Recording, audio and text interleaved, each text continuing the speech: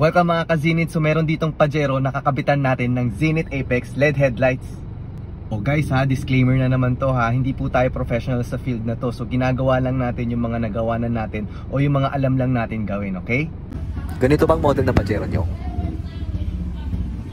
Yan, ganito ang engine bay ng Fieldmaster na Pajero. Okay? Medyo masikip siya, kaya kailangan natin talagang paklasin tong reservoir na. Tanggal lang natin yung takip, then tanggalin na natin yung reservoir. Nakaipit lang yan dyan, kaya mabilis lang yan mga tanggal pataas. Okay? So once na natanggal na natin yung reservoir, magkakaroon na tayo ng maluwag na access para sa headlights natin dito sa driver side. So i-unplug lang natin yung socket, then tatanggalin natin yung rubber.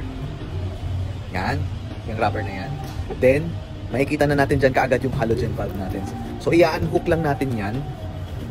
So once na na-unhook na natin yan, automatic mahuhugot na natin yung halogen valve natin. Yan. So once na tanggal na natin yung halogen valve, pwede natin kabit yung LED natin. So unahin natin palagi yung ring. Then once na nakabit na natin yung ring, pwede natin ibalik yung rubber. Then pwede na rin natin ikabit yung LED natin, okay? So yung pagkabit pala ng LED natin, kailangan natin konting brasunin lang natin ng konti kasi yung rubber nasa bandang nakadungaw kasi yan eh. So kailangan natin pwesahin at gamitan ng braso. So paglalak nito is pa-counterclockwise po tayo, okay? Yan. So once na nalock na natin yan, okay? Pag nalock na natin yan, so ipa-plug na natin yung socket niya, okay?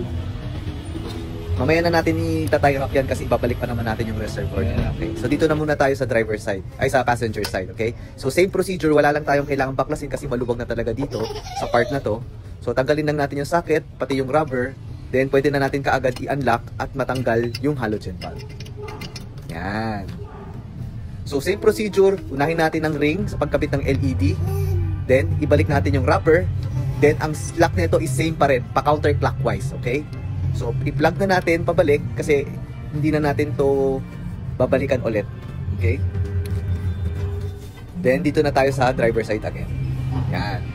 So i-tie wrap lang natin, iayos natin at ipwesto natin na maayos.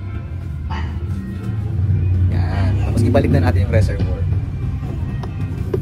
Yan. Mabilis lang din yan kasi ibabalik mo lang din siya kung saan mo siya hinugot. Yan. So balik nyo lang yung takip. Then tapos na. Ganun lang kabilis. Nakabit na natin ng Zenith Apex LED headlights natin. Yan. So ayun, so for more tutorials and simple tips po, do follow our page ang zenith.apex.ent. Thank you! Bye-bye!